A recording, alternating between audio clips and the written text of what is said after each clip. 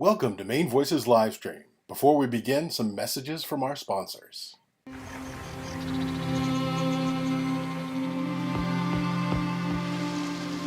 Along the river's edge, there's a special place where concrete gives way to water and trails. A place for nurturing and healing, where advanced medicine and compassionate people come together. Introducing the new Northern Light Mercy Hospital, offering more services in one convenient location and the same care we started with, that's accessible to all. Because Maine made us devoted to the health of our entire community.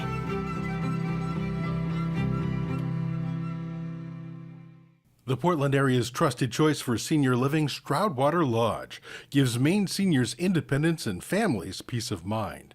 Residents enjoy chef-prepared meals, unique programming like beer brewing or classes led by local artists, along with all the maintenance-free benefits of community living.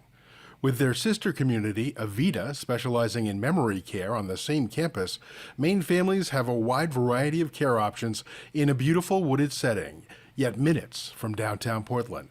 To learn more, visit stroudwaterlodge.com.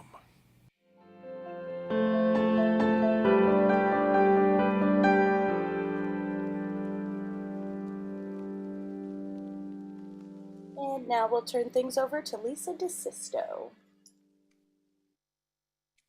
Good evening, everyone, and thank you for joining us.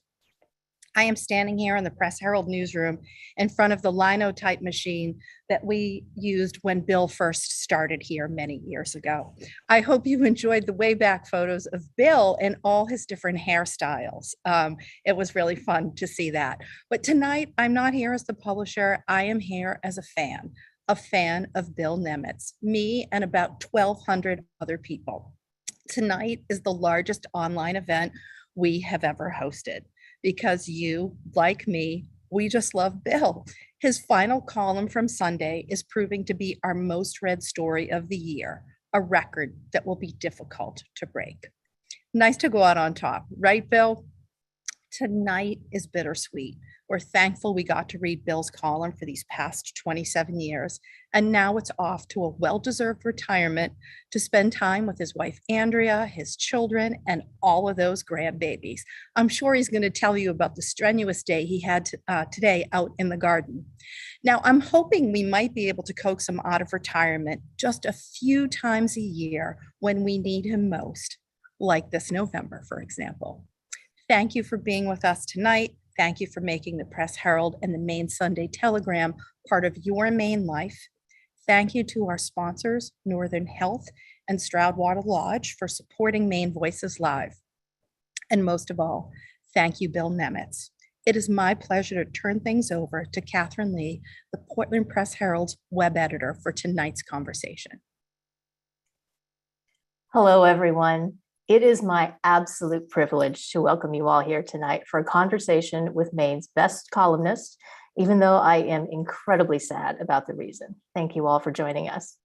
As Strawberry mentioned, we'll allow some time at the end for live questions, if you can put them in the Q&A box.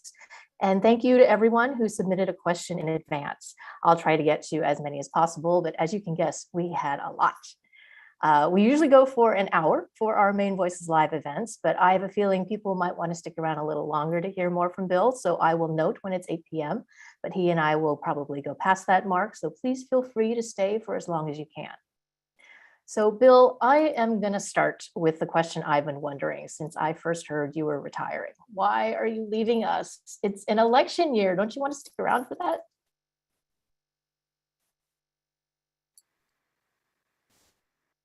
I was muted, which is rare. That's a very good question. First, I just want to thank you, Katherine and Lisa, for your kind words. It's very touching, and it's very humbling to be here tonight with all you folks to whom I've been speaking all these years. Why now?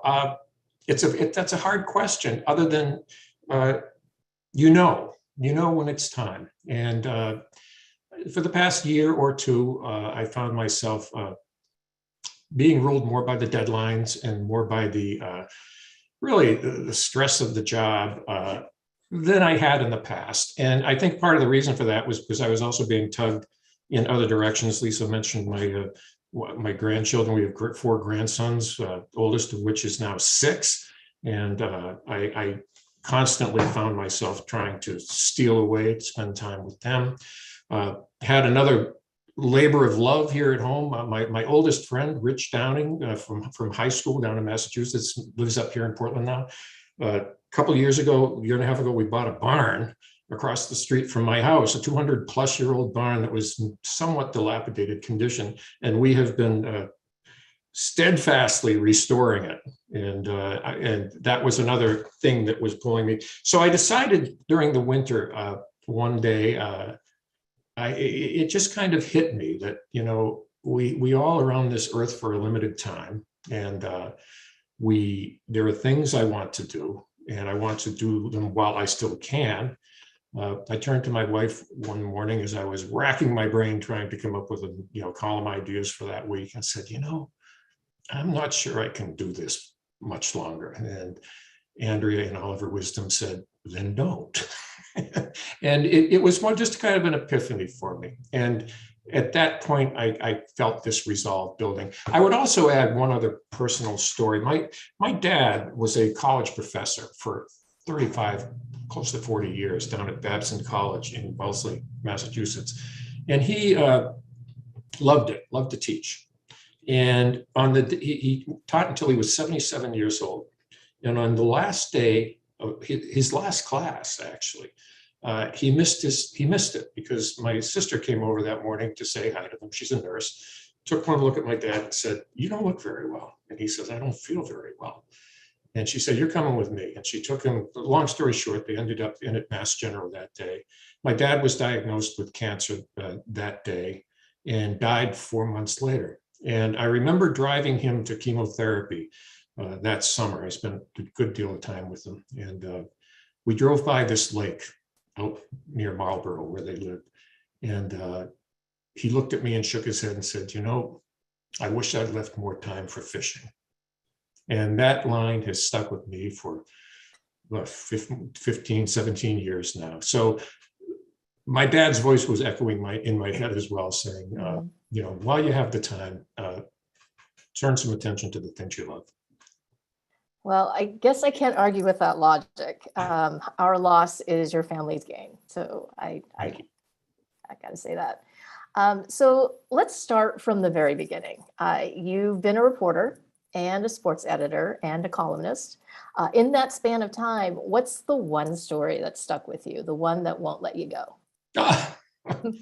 Oh my goodness, people have asked me that, and I think I come up with a different answer every time. What does it feel like tonight? Tonight, it feels like,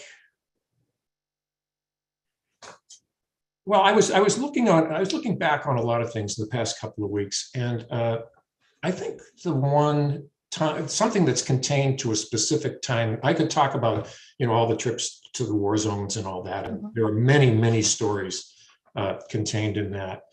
But of all the ones that hit me as I was going over them the past week or so, I found myself fixating on Union Square in Manhattan after 9/11. Greg Reck, a photographer, one of several photographers with whom I had the privilege to work all these years. Greg and I went down to Manhattan right after the attacks and spent some time down there, mostly looking and connecting with Maine folks who were going down there to help out.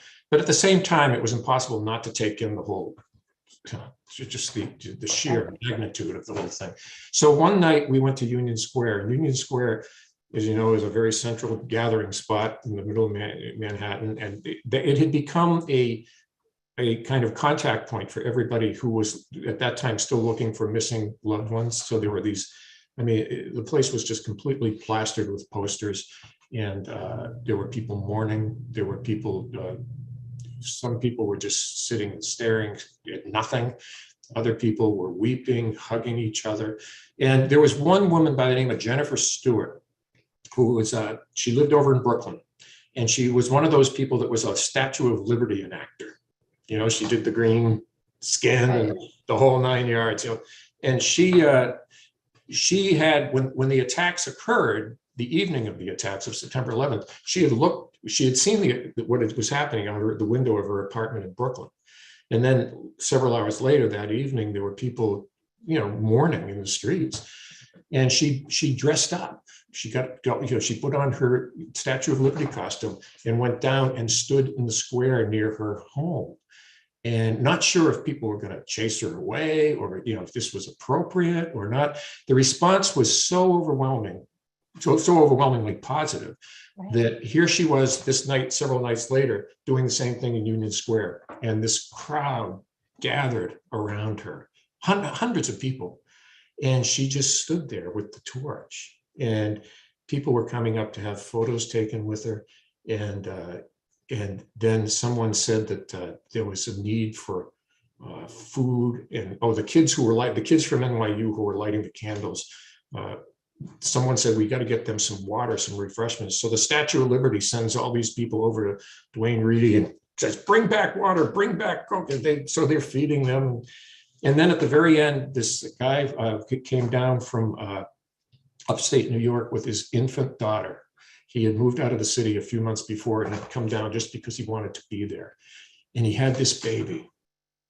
And Jennifer looks down and sees, her name was Estelle, if I recall. She goes, oh, what's her name? And she says, Estelle. And he hands this baby to the Statue of Liberty, and she puts down her little torch thing and holds the baby up, looking at her saying, oh, Estelle, aren't you beautiful? And I just remember looking around, and everybody was weeping.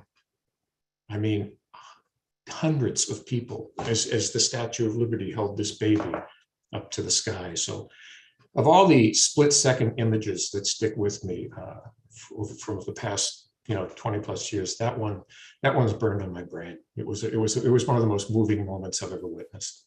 Oh, what a great story. You're kind of making me cry right now.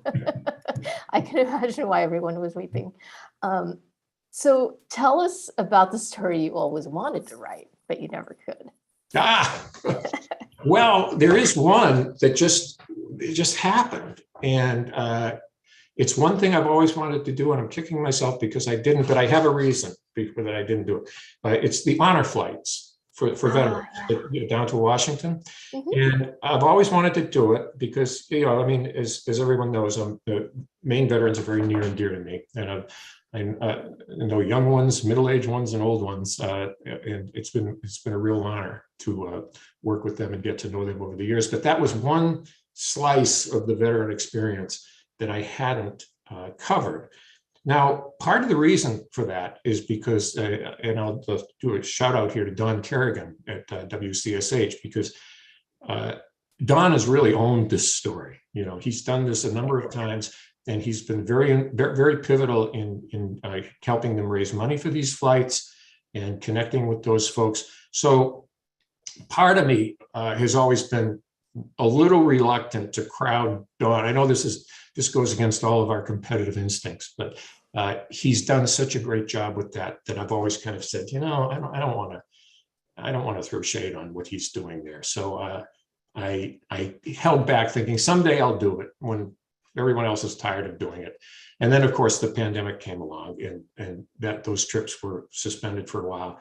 And I just turned on the television the past few days ago, and there was Don again, doing it again. So I've envied him that he's been able to do that story. But there's something about watching those particularly the older veterans, many of them in wheelchairs, going through the airport, either up here or down there, to the applause of all the other passengers. It's something I always wanted to witness. Bill, there's really no reason you couldn't still do that. I mean, no one has taken over your desk yet. I'm just going to lay that out there. And you pull a Tom Brady here. You always could. I mean, he did it himself. Well, you make a good point, because this doesn't. The fact that I'm not writing my column a couple times a week doesn't mean I'm going to stop writing. And Good. That's a relief to hear. I mean, there are times when I thought I'm never going to, I'm done. But I know that this is so, woven into my DNA at this point that it would be impossible not to. So I'm sure there will be opportunities for that kind of thing going forward. And what's nice is that I'll have the opportunity to choose when, how, and where I do that, and not be waking up at 3 a.m. thinking, "Oh my God, I don't have." I'm on deadline. Yeah, right. What am I going to do?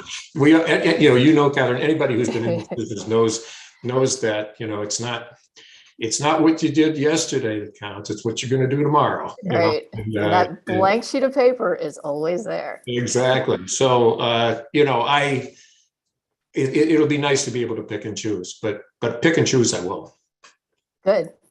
As I've been an editor for 30 years, and as an editor, I know a good reporter and a good columnist that never leaves you, and you're always going to have something else that you want to write. So I count on you to keep that going. Yeah, I'm still talking back at the television too, by the way. Ah, good for you. That hasn't stopped. Tell us about the most difficult story you've reported, either emotionally or physically. Well, physically, the most difficult experience I can recall was my first trip to Afghanistan in 2010. I went to cover an infantry company, Bravo company from the Mountain Division, Maine Army National Guard.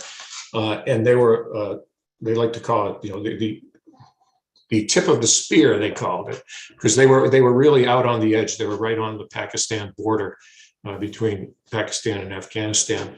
And what made that trip different from others is I went alone.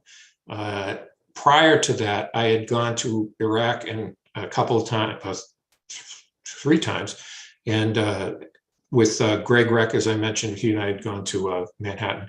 I'd also gone on another trip to Iraq with Sean Willett, another wonderful photographer at the Press Herald. And those trips, I didn't realize so much until I went alone how important it is to have a traveling companion. Not just somebody to take pictures, but somebody to be with, and to somebody who's in the same space you are, because you're not a soldier, you're covering them. So to have another person doing that was a huge asset. Well, along comes 2010, and I think it was primarily for budgetary reasons at the time. I was hell-bent on going, but when I got the okay to go, it was on the condition that I go by myself and take my own pictures and do everything, to my own video. We were starting with video stuff back then. So I had a lot of stuff, a lot of equipment, and I was very unsure. Thank God for these photographers. I was calling them on my sat phone all the time, saying, "How do I do this? How do I do that?" But when I landed in Kabul, flew to Frankfurt and then to Kabul on Safi Airways, which was Afghanistan had an airline. It was Safi. Oh, wow.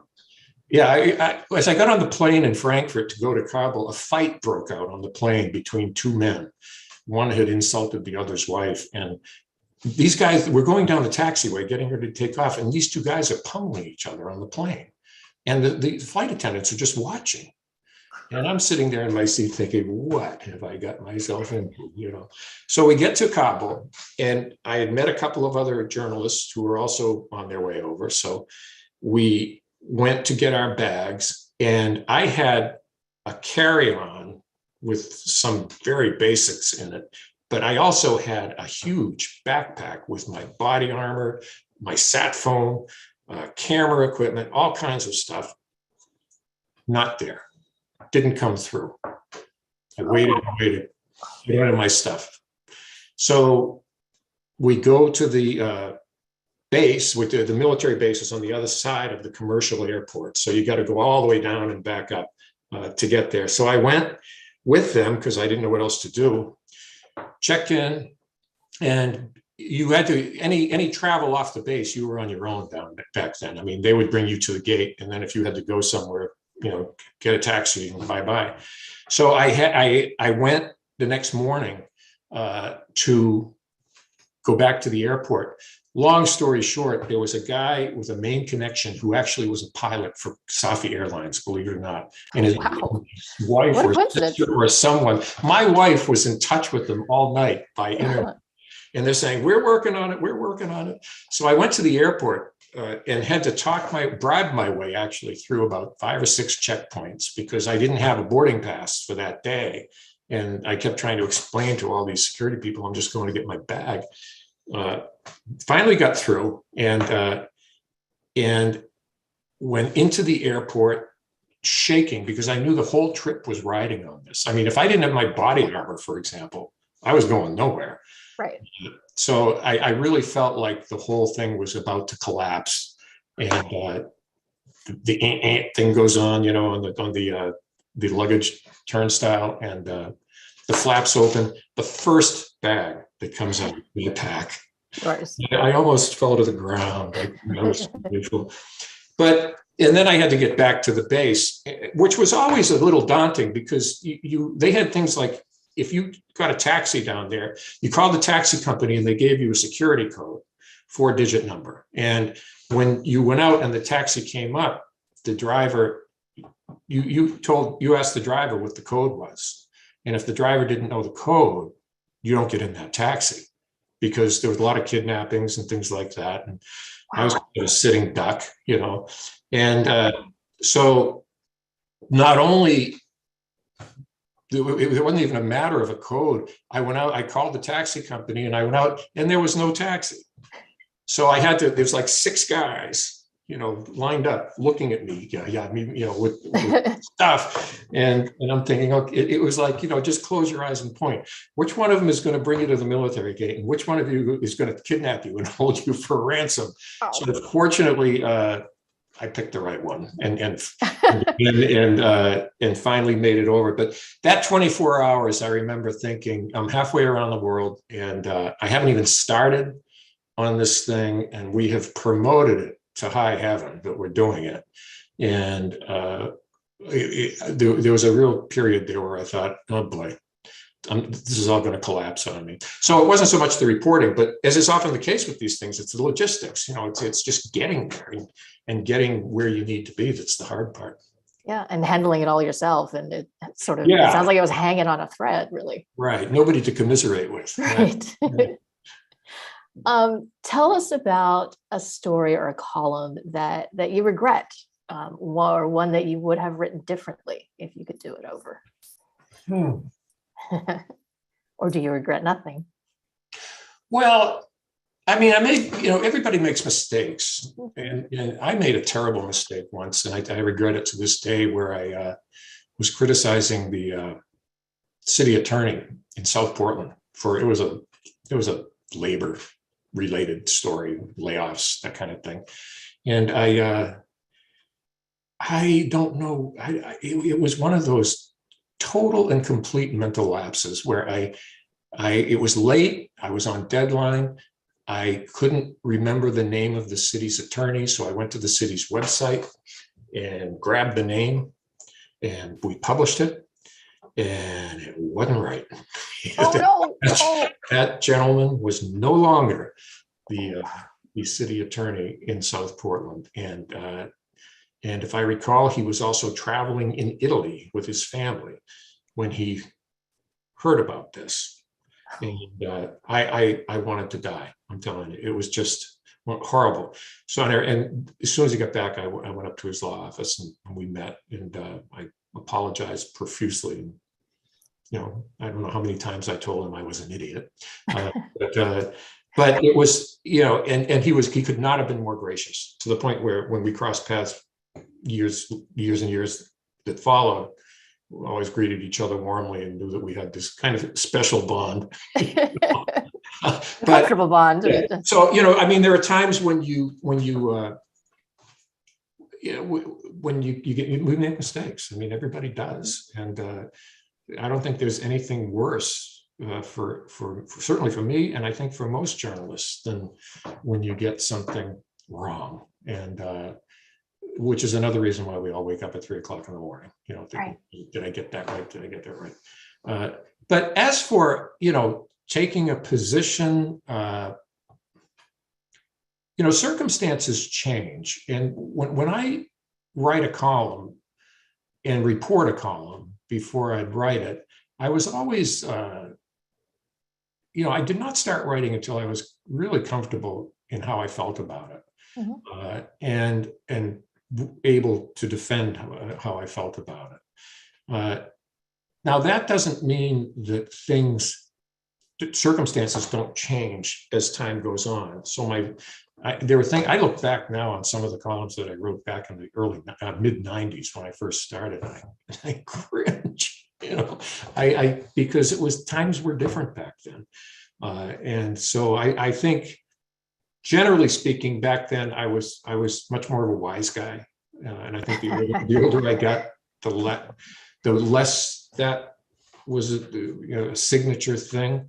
And I think part of the reason for that was I made a big mistake when I started. And I wanted to, the big hot columnist back then was Mike Barnacle for the Globe. Everybody talked about Mike Barnacle. Right. And he was a wise guy, But he could also write these very touching human interest stories. He could also make up stories too, which is yeah, that's what I remember. Actually, I mean, sadly, that's what I remember of Mike Barnacle. But the mistake I made was early on. If someone said, "Oh, that sounds just like Mike Barnacle," I took that as a compliment, and I should have taken it as an insult, not because of Mike Barnacle, but because I wasn't trying to sound like me. That I was not being true to my own voice, and rather I was trying to emulate someone else's. So as time went on, and I became more comfortable with my own voice, and as I got older, I think as we all get older, we tend to, I think, generally people become they become more moderate, and they start realizing that there are more than one side to a situation. And these letters that I'd get from these wonderful older women around Maine saying, you were such a nice young man. Why do you have to be so sarcastic? And early on, I'd just say, yeah, well, whatever. But as time went on, I started thinking, those women have a point. They really do. And you can win over a lot more people with reason and sensitivity than you can with sarcasm. Yeah, it's nice. Not to say I was never sarcastic, but age kind of evens out the corners. Yeah, exactly. Yeah. So let's do a little free association.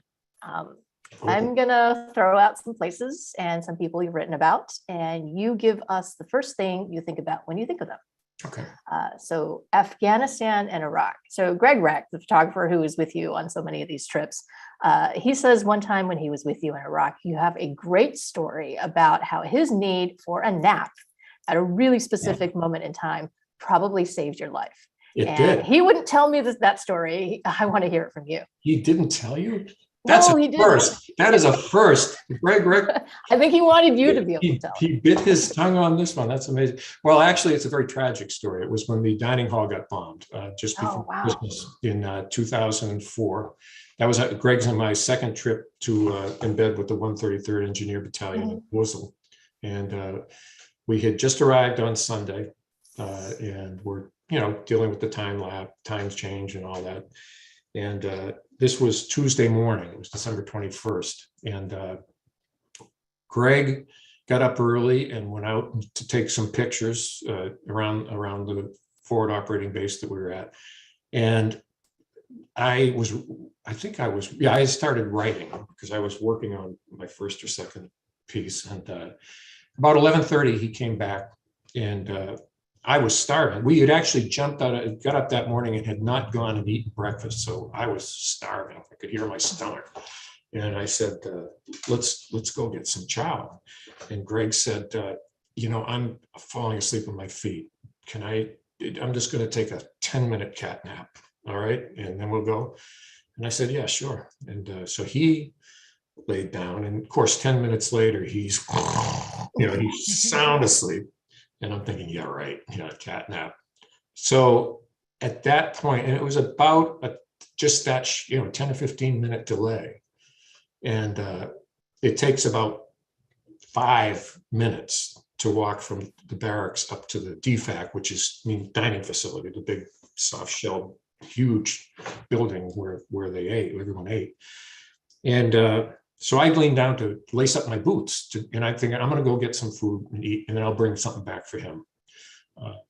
And as I'm lacing up my boots, there was this explosion that lifted me out of my chair, and we were several hundred yards away. I mean, it was like we had been mortared, and occasionally a rocket might come in, and you knew those sounds, but this was much bigger, much closer. And so I ran out of our Connex, the little container barracks that we were in. We were on a corner, and I looked up the hill at the DFAC, and you could still see the mushroom cloud coming out of the top. And I stuck my head back inside, screamed to Greg that the DFAC had been hit. And he was, just waking up. And I told him I'd see him up there. And I grabbed my notebook and made it and just started running up the hill. And by the time I got there, the very first casualties were starting to come out. And those of us, who've been in Maine long enough remember the story. 22 people died, about 80 something people were injured, and including among the fatalities were 2 soldiers from Maine, Tom Dosty and Lynn Poulin, both of whom were welders. They were with the welding unit, the 133rd. And ironically, we had met them the previous afternoon on our tour when we first arrived. And I was fascinated by the fact that the welders were their number one job at that point. You might recall early in that Iraq war, none of our equipment was armored, and it was all this thin metal trucks and stuff that we were sending people out in. And so the welders of the 133rd had vowed that no trucks from the 133rd were going to go out unless they had extra metal welded to them. And these guys were working around the clock to up armor these trucks, which I thought was a great story. So we made arrangements for that Tuesday, the next day in the afternoon, to go down and do a story on them, interview all of them. And 2 of the guys I met that afternoon, Tom Dosty and Lynn Poulin, were killed in that attack.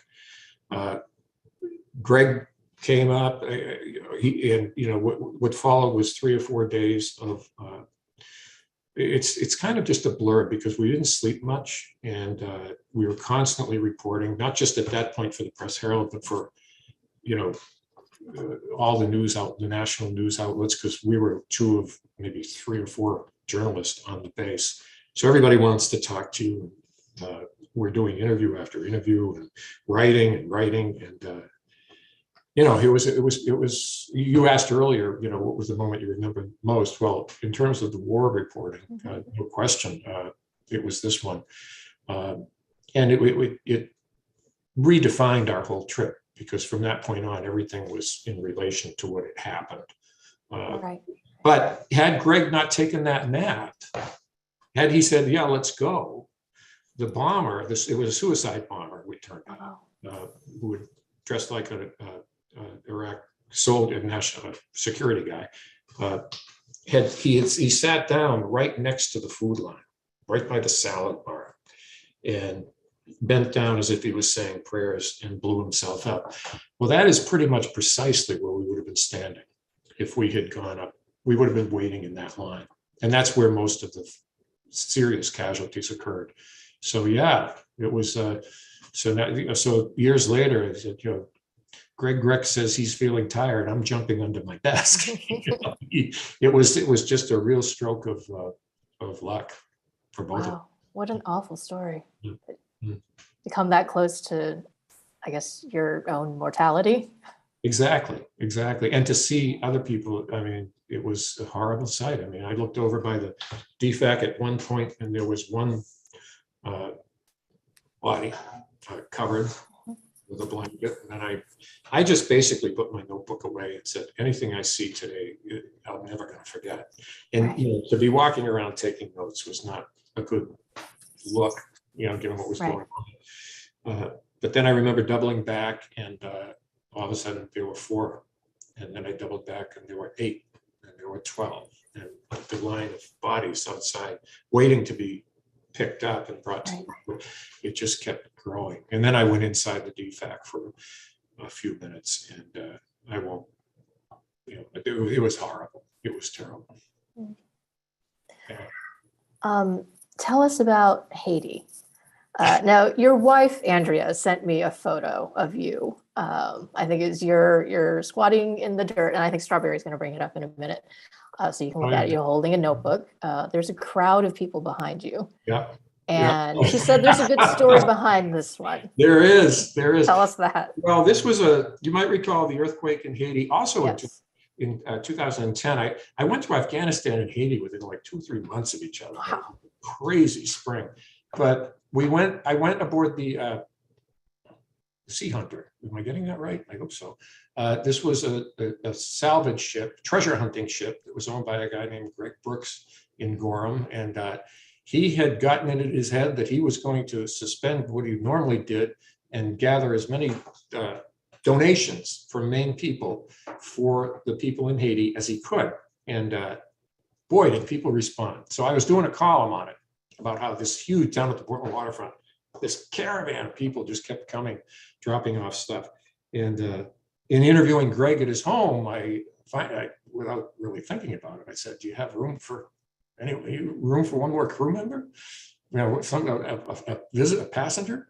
And he said, "Sure, we can squeeze you in." And so off I went, and it would take me all night to tell you the story because we got stuck in Miami for almost 2 weeks. And, it was crazy. But when we finally got to Haiti, we had this ship loaded with stuff, clothes, appliances, you name it, everything. And the port where we were supposed to unload it, the only place that had a dock, most of it was going to an orphanage in LePage, which is down on the southwestern coast of Haiti. This place was called Miragouin. And so we were off Miragouin and trying to arrange to get into the dock so we could unload the ship. Unfortunately, it was blocked by a ship that had sunk. Things were just a mess down there. And we ended up, this photo that we just saw was, we went in and this guy identified himself as the district governor. And he was negotiating with Greg Brooks about offloading the ship. And he had all these dock workers that you can see them in the background there, all waiting and waiting. Everybody's getting very antsy. So I find the guy, you can just see his sleeve on the left there. That's the district governor, or we thought. So I asked him if he had a business card so I could identify him. And he hands me this business card, and I forget the name, but underneath it said imports, exports. And I said, wait a minute. I thought you were the district governor. And he gives me this song and dance about, oh, yeah. Well, yes, I am, but I'm also this, And all of a sudden, I started realizing that this is a scam. They just want to get their hands on all this stuff. And this is, who knows what happens then. So Gary Esper, who was the captain of the ship, was sitting across from me in this photo. And he leaned forward. I had the camera at this point. And he said, look behind you. Because all of a sudden, all these guys started gathering. And they weren't happy because they saw that things were not going well. And Gary says, look behind you. And I started to glance, and I didn't want to set anything off because it was a very tense moment. So I said, why don't you take my picture? So I handed him the camera. And this is him taking the picture of me while I don't look back to see what's going on behind us. This all ended a few minutes later with all of us, on the advice of our interpreter, literally sprinting down the dock to get back on a little launch with all of these guys following us, screaming for us to stop, stop, stop. And then once we got on the little launch called the Mini-Me, that's what they called their launch, went out to the ship, started the engines, and left Miragouin Harbor and continued on to LePage. But Felix, our interpreter, told us that he looked at me just before we took off and said, we got to get out of here. Oh, wow. They were talking about maybe grabbing us and holding us there until they brought the ship in, that kind of stuff. So it was a very tense moment. Wow. Yeah. Okay. How about New Orleans post Katrina? And you were there too. I was, yeah. See, I thought you're starting to you're uncovering my strategy for traveling the world, and that is Do it on assignment. there's a Maine connection everywhere. Right. You can always find a Maine. That's what I love about Maine. You never know. You go anywhere in the world, you're going to meet someone from Maine. So it started with. Actually, it started when I went to Ireland. We'll get to that later, but for the Good Friday Agreement. But I started this thing whenever anything big happened and there was a Maine component to it. Let's go. Let's do it. Let's cover it and tell all the people back here in Maine what's going on down there. So that happened with Katrina, and Greg and I again went, and we spent we traveled the whole, not just all from Plaquemine Parish all the way up into Alabama. We covered the whole area that the hurricane hit, driving around in a rental car. And it was the one story that really stays with me from that is a young woman, and some people here might remember her, by the name of Meg Perry. And she was part of a group they had a bus. They called it the Frida bus. It was there's Meg right there. It was like this school bus, like the Grateful Dead, the psychedelic school buses that they take and everything. It was this, and anyway, they went down there, and along the way they collected all kinds of, again, donated things, and just made themselves of service to people far and wide. A lot of them away from the coast who had also been slammed pretty hard. And we spent a day with them. And it was just so amazing because they weren't part of the Red Cross. They weren't part of any kind of, NGO. They were just a bunch of young people from Maine who went down and were doing, and just really, really busting their butts to help people and to gather donations and distribute them. And it was a real sight to behold. I hate to have everything end in tragedy here, but a short time later, several months later, Meg was down there on the Frida bus. They were back down there, and they were going off one of the highways on the ramp, and the bus tipped over, and Meg was killed in the accident. Wow. She died.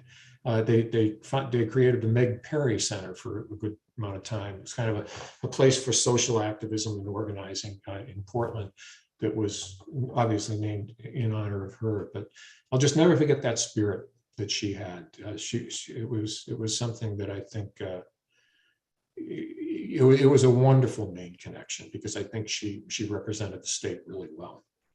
Wow, what a nice story. Let's turn to some people now.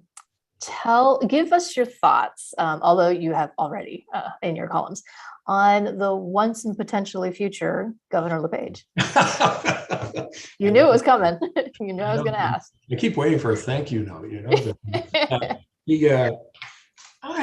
I was in Afghanistan when he won the primary in June of 2010, and I remember thinking, who? I mean, I knew he was mayor of Waterville. In fact, I had actually interviewed him once while he was mayor of Waterville by phone. His nomination surprised a lot of people, and I didn't know what to make of it. Nobody knew what to make of it. But then he proceeded very quickly that summer to start creating this reputation that he had throughout his whole tenure, and that was being very bombastic, very at times insulting.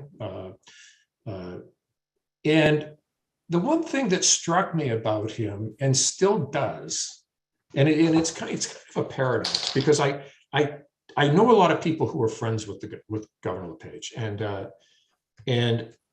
these are friends of mine too, and they tell me that he's, in certain situations, he's the nicest guy in the world, gregarious, fun, funny, all that.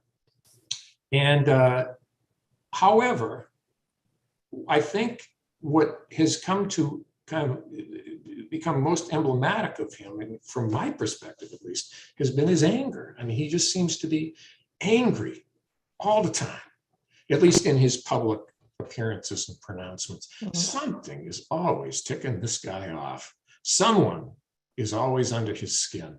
And, I, for one, and I think a lot of other people, over time just grew really weary of that. And because he had, during his terms as governor, the ultimate bully pulpit in Maine, and used it like a sledgehammer over and over again. I mean, just going after people left and right. I thought, well, I'm lucky enough to have a bit of a pulpit too. So why not be the guy that talks back? And so I did. Yes, you have. And we became, one of the great traveling road shows of the past 25 years in Maine. It was, at times it was fun. At times I obviously was having fun with him. But at other times I wasn't. At other times I was as angry or repulsed as anybody by some of the things that he would say or do. But I found that that's where the letters thing came in, where I found that a very a nice literary vehicle for doing this was to write these open letters to him and address him directly, in the second person as a result. And what I found was that a lot of people thought, well, good, that's exactly what I wanted to say. Thank you for saying it.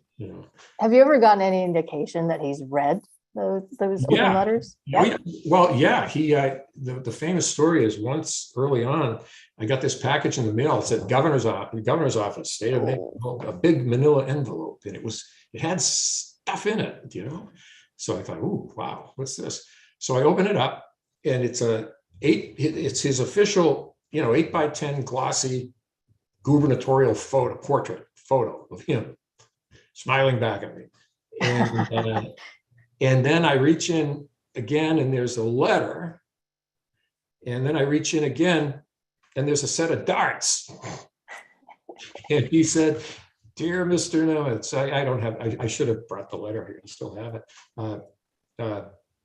Basically, the message of the letter was, please use these to take out your frustration. You'll do a lot less harm to the state of Maine, or something like that.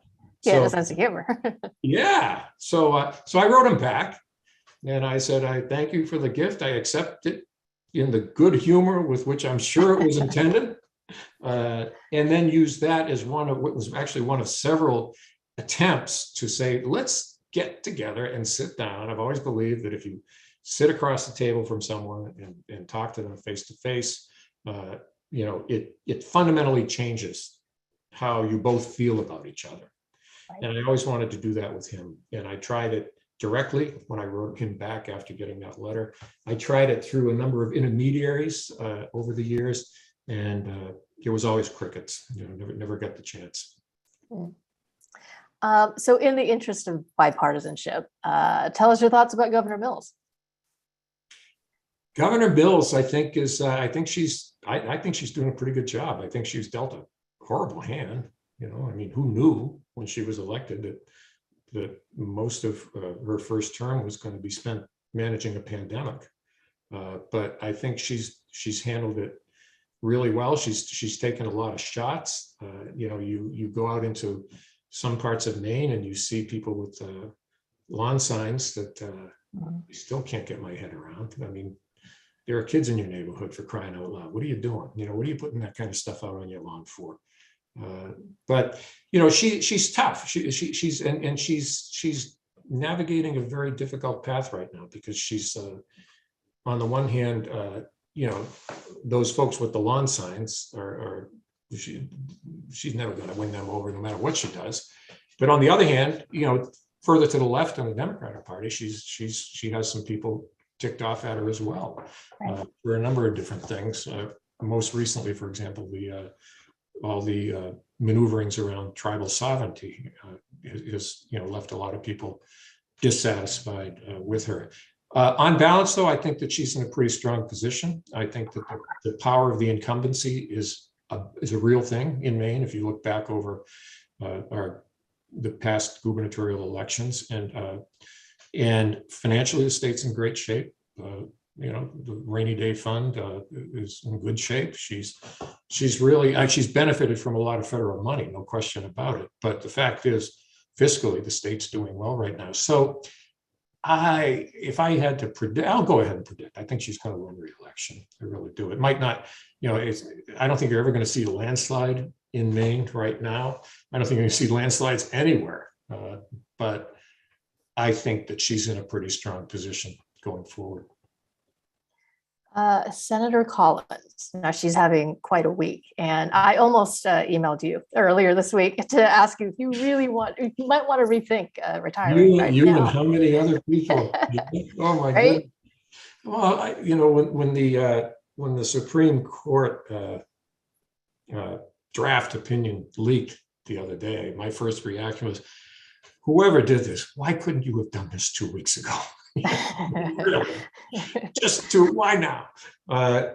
So yeah, it was immensely frustrating to see that break literally 72 hours after my last count, something like that.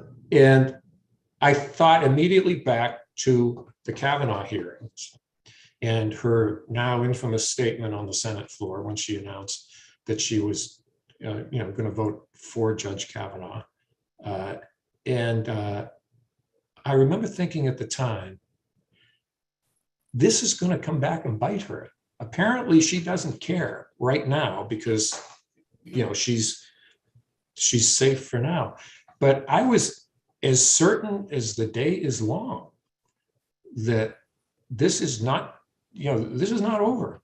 This decision on her part is going to come back and bite her in a way like nothing. And, she has a long history of these kind of equivocations where she's straddled an issue or rationalized things. I mean, she's very good at this, but this one stood out. And I remember thinking way back then, oh yeah, this isn't over. Little did I know that it would happen 2 days after I retire. But I think, you don't need me right now to see what, how a lot of people are reacting to this. I mean, Right.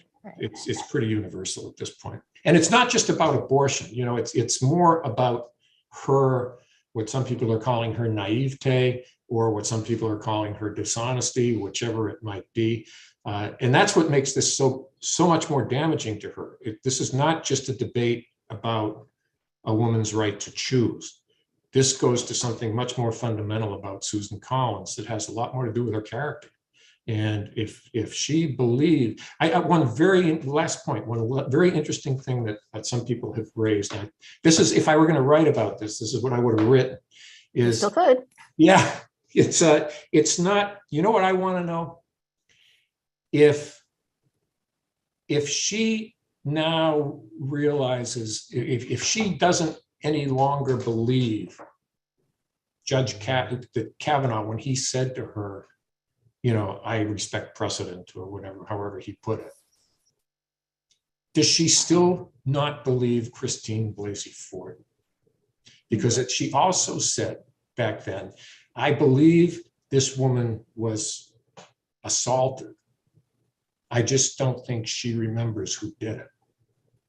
In other words, she did not believe that what Blasey Ford said was truthful. So I would want to know from Senator Collins, what about that now? If he lied to you about precedent, Right. isn't there a smidgen of a chance that he was lying about what happened in that frat house all those years ago? Because that, I thought, in many ways was, I just thought it was outrageous that she discounted that woman's story under those circumstances. I found her to be much more believable than he was. Good point. I'm going to turn to a couple of live questions, and actually a couple of people asked this both in advance and right now. Do you have a book in you? Is that what's next? I've vacillated back and forth on that. People told me when I was writing a column, you should write a book. And Yeah.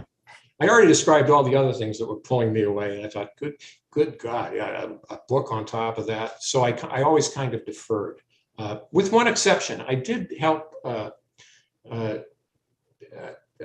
someone, Jack Gibson, who's passed away since, but his name is on the Maine Medical Center. He wanted to write a memoir and was having some trouble getting it together. He had worked with a couple of writers, and he wasn't satisfied with how it was going. And so he approached me. I had written a column about him a few years before, and approached me about ghostwriting his memoir, which I did. And we met many times, and it was a real rags to riches story of this kid grew up in Portland and became fabulously wealthy, paving roads. Really, that was really what he did for a living. He paved roads all over Maine, and came up with some really innovative things when it came to use of hazardous waste, and I would get into now. So the point is, I had done that on the clock for him. We did it in about 6 months, and it was all consuming, and it was pretty tough to try to balance that with writing the column at the same time. So I thought I'll wait. But now that I'm not doing it on a regular basis, yeah, I think that's very much on my mind. I think I might, after a month or two, pull out the computer and start telling some of these stories. Great. We can't wait. So we have a question from Michael Berkowitz. What do you feel best about, when you informed us, entertained us, or persuaded us? All the above. Well, the one word that I would throw into that mix is provoke. And that was always one of my favorite words when I described what I do. And by that, I don't mean I like to, it implies sometimes just, angering people or stirring up trouble. And that's not really what I mean. What I mean is, I always wanted people to come away from a column I wrote stimulated. I wrote in my final column how it's all about conversations. And my goal is not to persuade. I mean, obviously, if somebody says I felt one way and I read what you wrote and now I agree with you, well, that's very flattering, and sure, great. But that's not my goal. My goal really was to get people to think and get people to hold things up and look at them from different angles. And hopefully in doing so, that will, as I said, provoke some thought and some analysis, or whatever you might call it, on a reader's part that might not otherwise have occurred. So that was always my primary goal.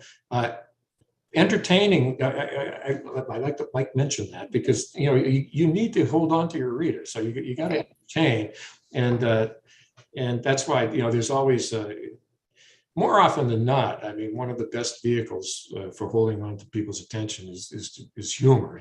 So that we don't all take ourselves too seriously here. So, but I think the biggest thing is just to get people thinking and to provoke some thought, and from that provoke some conversation. We have a question from Paula Broidrick. Is there a current columnist you admire, either for their writing style and their ability, or their passions? Yeah, there are a number. I'm thinking, I've always been a big fan of Frank Bruni's of New York Times, and oh God, I go blank when people do this. I really like Gail. Help me, Gail Collins. Yeah. I love Gail Collins because she's just so funny, and I think, and she's so conversational, and she makes very good points, but she does it. You don't feel the dagger going into your back. So I like her a lot, and there are several people at the Washington Post whose work I admire. Dana Milbank is funny. So yeah, there are a lot of them, but it's hard because you start thinking about them and all their names go blank. It's what I do every morning is, I go onto the Times and the Post websites and very quickly scan the headlines and read a few stories, but it's only a matter of minutes before I'm down in the opinion section, because I think that that's where I live. Right. So we've gotten some comments from people asking about your health.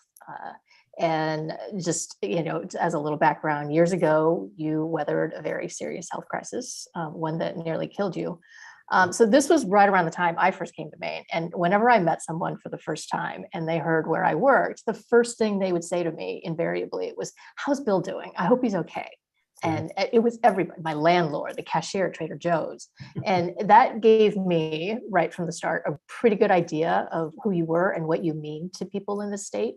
So you've written a lot about living with your cancer and having your own mortality hanging over you. Can you talk a little about how your illness might have reframed your writing and whether it changed what you chose to write about? Yeah, it did completely.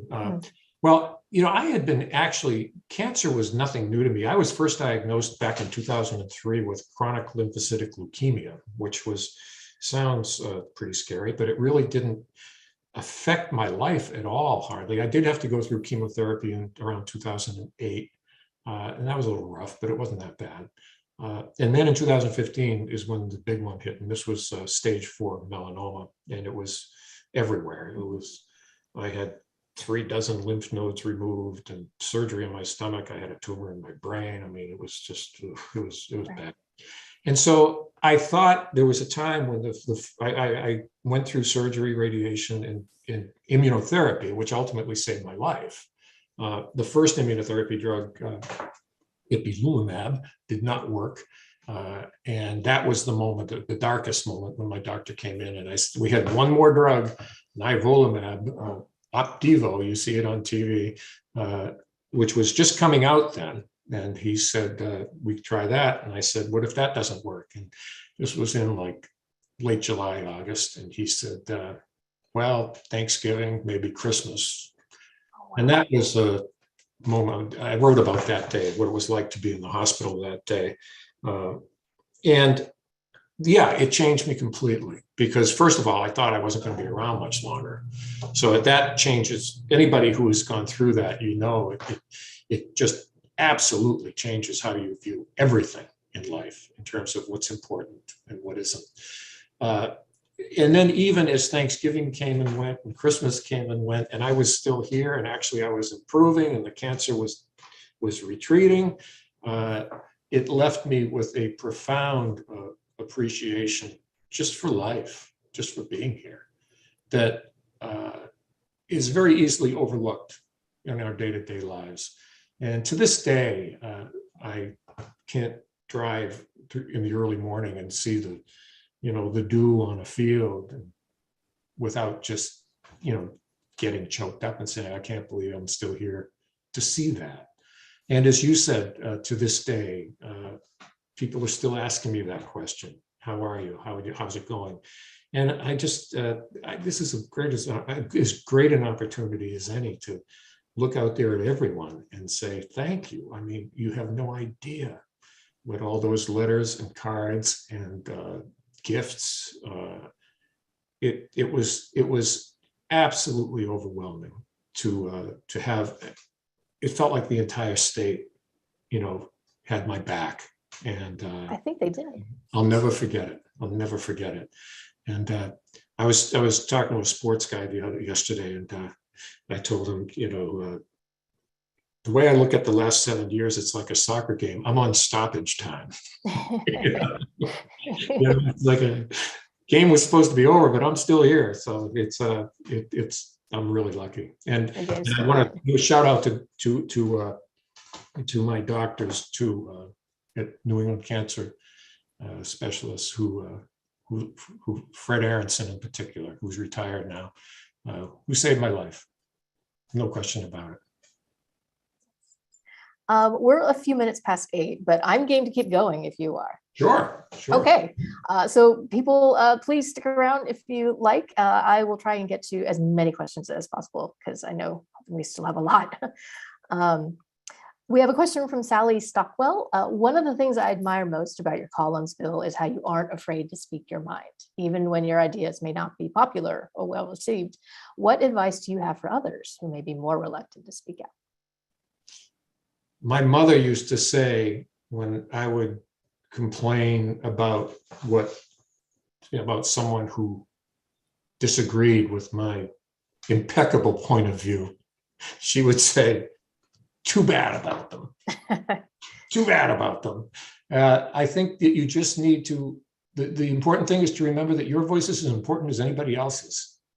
And I think that's something that we lose sight of in this world. It's like, whether it's political power, whether it's wealth, whatever it might be, there are people who don't have political power and don't have wealth or don't have influence who feel like their voice doesn't matter. And I just could not disagree anymore.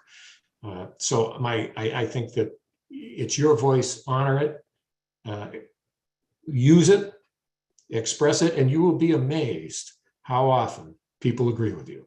That's not to say we all agree on everything, but some of the times when I have been most nervous about writing something, thinking, oh my God, I must be out of my mind. This is so stupid, or this is so off the wall. Those are the columns that invariably got the biggest reactions. And people saying that, like I said earlier, that's just what I wanted to say. So you'd be surprised how much any person, you'd be surprised how much common ground you can find with other people just by saying what's on your mind. When I was talking to you a few days ago, I asked you what question that you would like me to ask you, and you mentioned the evolution of journalism over your 45 years in the industry. So where do you think our industry goes from here? Someplace good or bad? Both.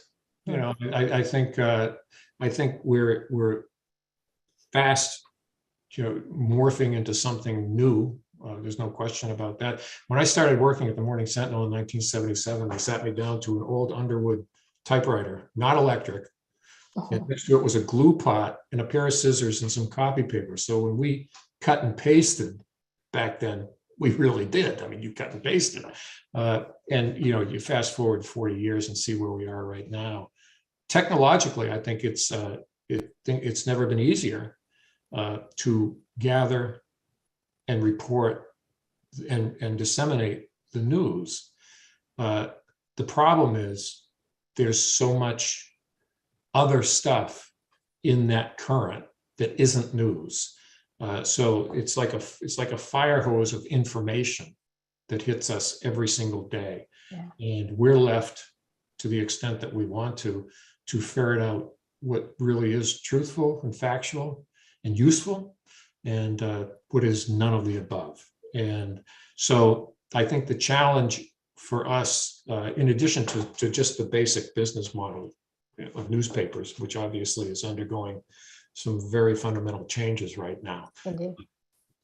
And I think we'll overcome those. I really do, because I think what you're talking about really, when it comes to newsprint and home delivery and all these other challenges that we face, is the delivery system for news is obviously changing, and print sooner or later is probably going to be obsolete. I'm not sure how long it'll take. I think it's going to take a little longer than some people, but it's changing. What we need to do in the news business is continue to beat the drum and explain to people that the product that we offer is still unique. That if you want a window into your community, and this is right down to the local weekly papers, not just the Press Herald, maybe even more so with the local papers. This is where you're going to get it. This is where you're going to get, kind of a curated collection of news and stories that are of importance to you and your community. We need to keep doing that and to keep drawing the contrast between us and TikTok and us on Facebook, right, and us where that's where the fire hose is, and that I don't think that benefits anyone. We have a couple of questions that actually kind of combine with the question that I had for you is, where do you think politics and political discourse is going? Do you think we're becoming more coarser? Do you think that, the divide politically is ever going to go away, or is it just going to get worse? I think it's worse, no question. Mhm. I remember when I covered Waterville City Hall, politics was a blood sport in Waterville. It was a very political place, but it wasn't like this. It wasn't. Something has happened to us as a country, as a community, Mhm.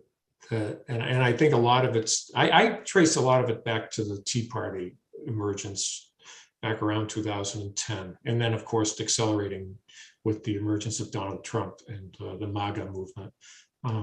But I think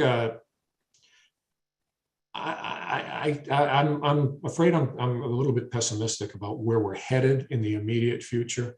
I think too many people have retreated to their silos and they're just tuning each other out. I'm not sure what it will take to bring people back toward the middle. I am a big believer in the pendulum, that it always finds its way back. And I think that, we've been out on an extreme. Whether that's some kind of common purpose, some kind of 9/11 type catastrophe, you hate it to be a catastrophe, but it seems very often it's a war or something that culturally brings us together. So I don't know what to say other than I wish people would start being a little more discerning in what information they consume and rely on and what information they pass on, because I think that's what's at the root of all this, is people are living in different worlds, completely different worlds, and they could live right next door to each other and be in two different universes. Right. And that's something that until recently I had never seen before. How do you think we fix it as Mainers and as citizens? Talk to in each this other. country? Talk to each other. Don't be afraid to talk to each other. And that I said earlier, talking about Governor LePage, but it's true with everybody. The more we sit down face to face with our neighbors and talk, and set aside the name calling and set aside the finger pointing, and just talk, I think the better off we are. People are very brave at their keyboards. We all know that. But something happens when you have face-to-face contact with someone. And I think what's also helpful there is if you go outside your comfort zone and don't just hang with the people, leave the echo chamber and go out of your way to talk to someone from a different perspective or different political stripe. I have some wonderful friends, who are conservatives. Chris Gardner, who is up in Washington County, one of my favorite, Mr. Washington County. He's the chairman of the Republican Party, all these things up there. And he called me the other day, and we had the most delightful conversation. He was calling, of course, because of my retirement, but we were reflecting on this. How all you need to do is get to know people. And don't caricature them and don't stereotype them and get to know individual people. That's not to say that you can meet every single person out there. But I think the more people you meet who don't look at the world the same way you do, and the more you really get to know them and appreciate them as people, the more that's going to change you. And that's the key, is if we can all moderate ourselves a little bit, I think we'll all be better off. We have a question from Marcel Gagnon. Which column elicited the most comments, positive or negative? Or the most reaction? I honestly don't know, other than I know that the LePage columns always got a lot of reaction, and my retirement column got a lot of reaction. Oh yeah. I as the web editor, I'm looking. It was very touching to see some of the things people said in there. I have a weird relationship with reader comments because I love the idea that people can do it and that they can have that platform. On the other hand, of late, it seems to have turned into almost kind of a closed community unto itself, where you have a certain set of characters who are maybe 12, 20 people who all know each other. It's like the coffee shop in the morning, because they all talk back and forth with one another. And as a result, the comments kind of devolve into down these little rabbit holes, which sometimes are interesting, sometimes aren't. So I can't say I read all of them, but generally it's the political stuff. And back during the gay marriage and equal rights debates that we went through in the early 2000s here in Maine, so those always generated tons, because that was a cultural touchstone for people, and people were reacted very heavily to those columns. Here's a question from a couple of people. What makes you optimistic about our country's future?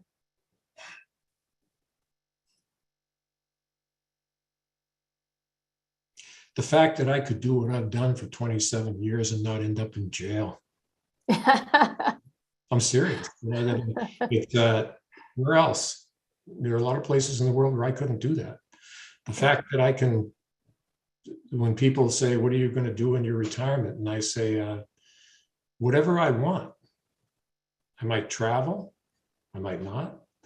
I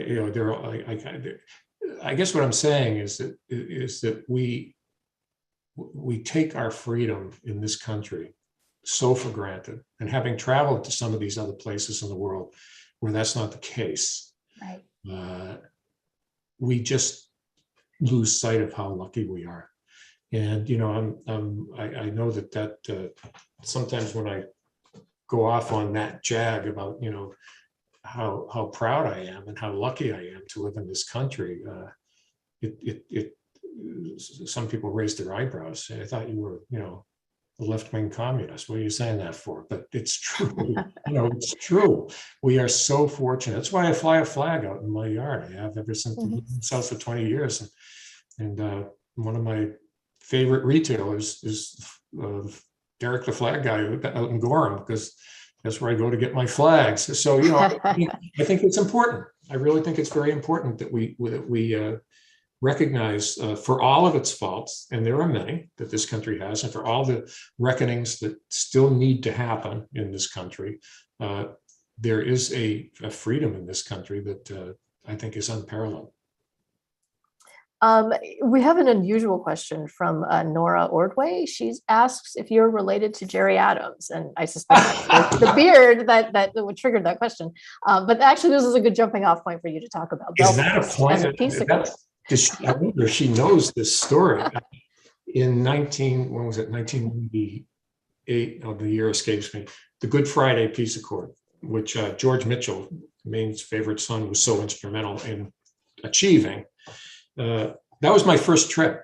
I hadn't been writing the column that long, and Janine Gutman, who was then our executive editor, came to me and said, do you want to go to Ireland and cover the Good Friday? They had the big referendum on it, and I said, yeah, sure. And so most of my blood is Irish. So when she said that, I said, yeah, of course.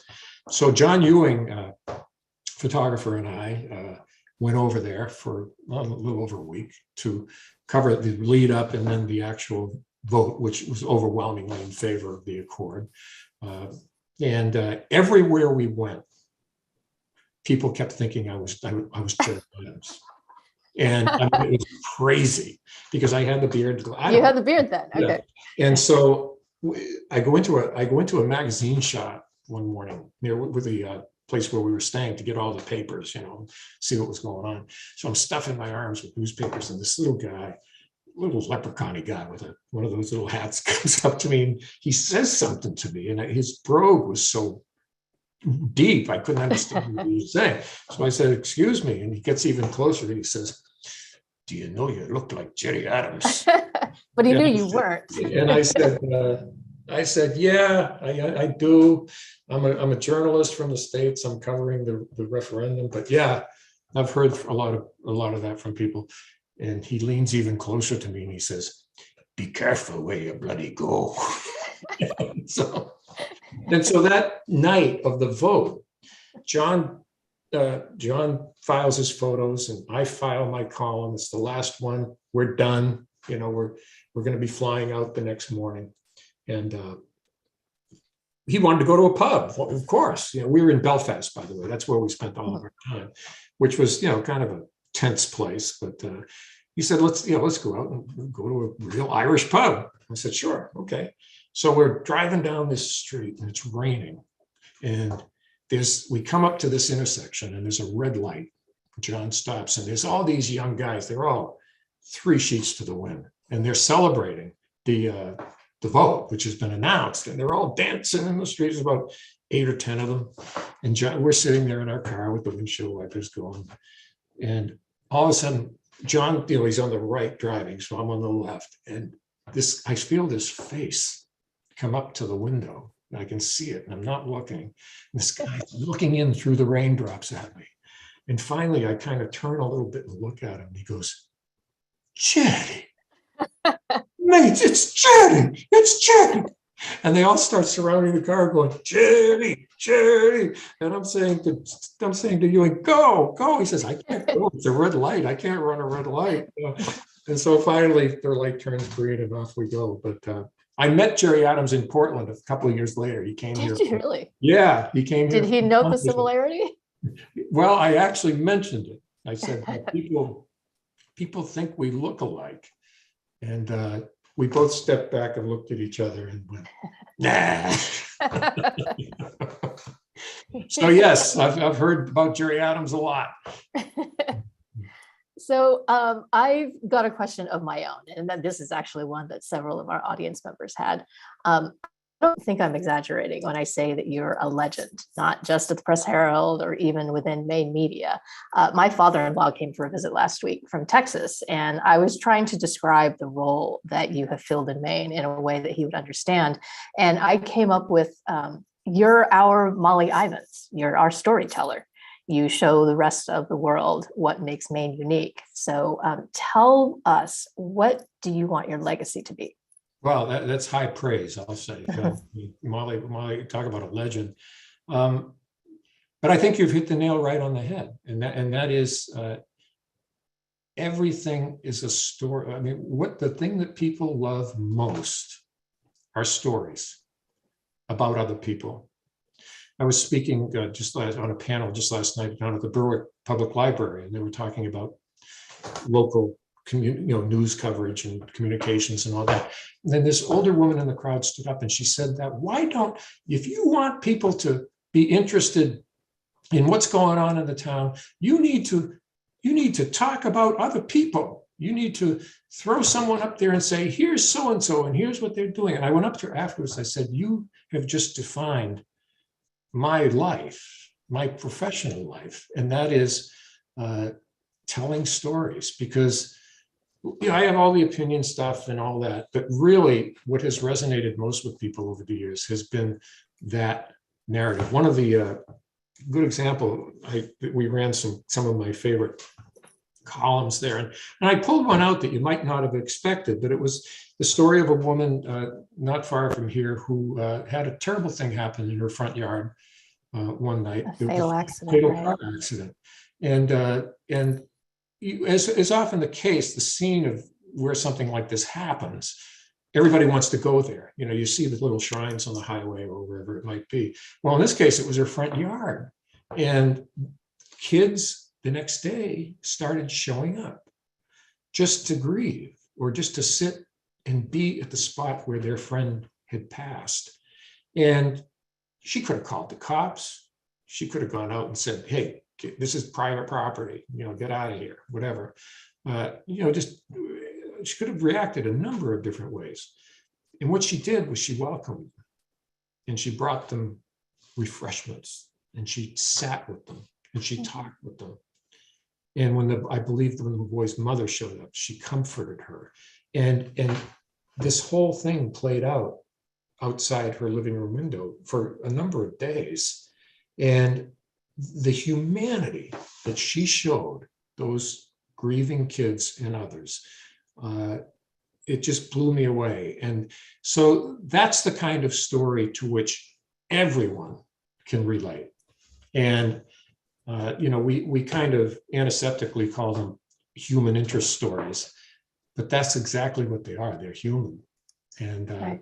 there's They're one our thing stories. and there's one thing that keeps us engaged. It's hearing the stories of the people around us.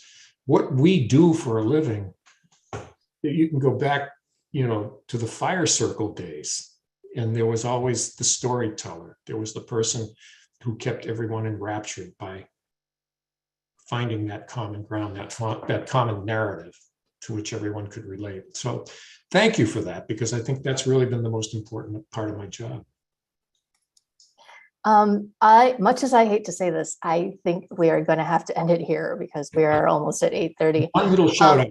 I mentioned several photographers, and there's one Yeah. more, Gabe says, Yes, of course. who I want to mention, because when I was talking about the war stuff, I just realized I didn't mention him. And I want to give a shout out to Gabe too, because he was Yes. another one. And I love the photographers. Always will, always have, always will. I can tell they love you too. I know we all want to hear more from Bill, but I want to thank everyone for joining us tonight, and especially Bill for taking the time to chat. I'm not even sure I can say this without getting choked up, but I know everyone here joins me in wishing you well as you launch on what we hope is a more relaxing period of life, although I kind of don't want you having more fun than you did working with us. We will miss you. We love you. We hope to still hear from you and still read you. But mostly we hope you get to spend more time with the places and the people that you love. Well, thank you, Catherine. And I'm going to I miss all of you already. And I'll certainly be popping my head into the newsroom now and then. And as Lisa said, I can't keep completely quiet forever, Of course, it's still in you. I know you still have more stories to tell, and your desk. There certainly are. And I also waiting. just want to conclude by thanking. I don't know if you can. It's kind of hard to thank an institution, but I walked in 1977. I walked into the Sentinel newsroom up in Waterville, never dreaming that I was entering what was then Guy Gannett Publishing Company, and many iterations later is still the same company, that I was becoming part of this institution in Maine that has made my life possible. And people always say to me, why didn't you ever leave? Why didn't you go work, some big city newspaper somewhere? And my answer has always been because there was never any reason to. I mean, this organization, through the series of ownership changes it has undergone, nevertheless, it's been my life, and I'm forever grateful that they hired me 45 years ago. I think we were pretty lucky to have kept you for this long. Yeah, thanks. Thanks. Once again, thank you everyone for joining us here tonight. If you have time, please join our Varsity Maine weekly chat that is going on now. And Strawberry will put the link to that here in the chat box. Once again, thank you for your support of the Portland Press Herald, our public events, and our journalistic mission. Have a very good night, everyone.